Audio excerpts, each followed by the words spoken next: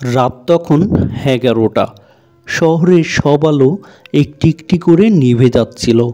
রাস্তার পাশে পুরানো একটা বেঞ্চে একা বসেছিল সাকিব। ফোনটা হাতেই ছিল।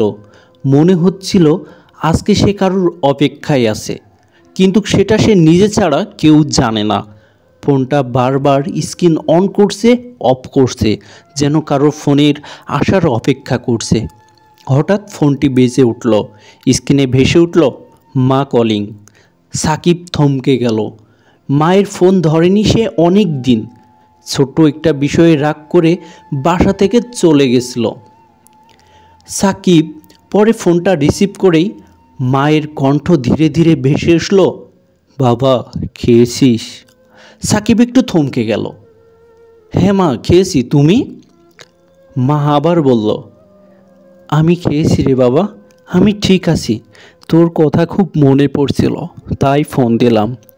চারপাশ নিস্তব্ধ, শুধু বাতাসের শব্দ আর মায়ের কণ্ঠ। সাকিব বুঝলো মা কাঁদছে। সে বলল, মা তুমি কান্না করছো কেন?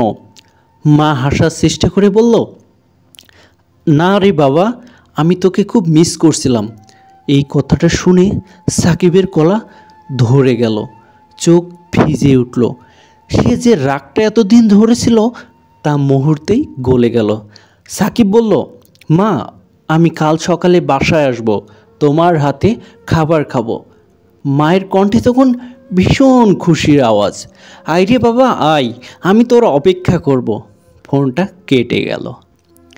পরের দিন সকালে সাকিব যখন বাসায় পৌঁছালো, দরজায় ঢুকে সে থমকে গেল।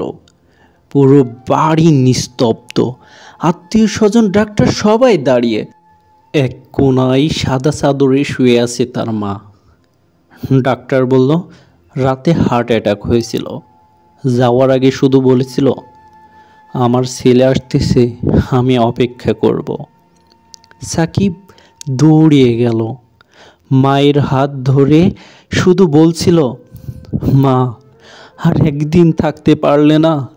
আমি তো আসছিলাম মা। কিন্তু মা আর কিছুই বলে না। সাকিব তখন সব স্মৃতি মনে করতে থাকলো। মায়ের হাতে ভাত খাওয়া, ছোটোবেলায় স্কুলে নিয়ে যাওয়া, সেই ঝগড়া, সব কিছু তার অনেক ব্যথা দিতে থাকলো। সাকিব কবরের কাছে দাঁড়িয়ে অনেক কান্নাও করলো আর মায়ের কাছে ক্ষমা চাইল। সেদিন সাকিব বুঝলো, জীবনের সবচেয়ে বড় ভুল হলো সময়ের আগে রাগ দেখানো এবং মায়ের ফোন না ধরা।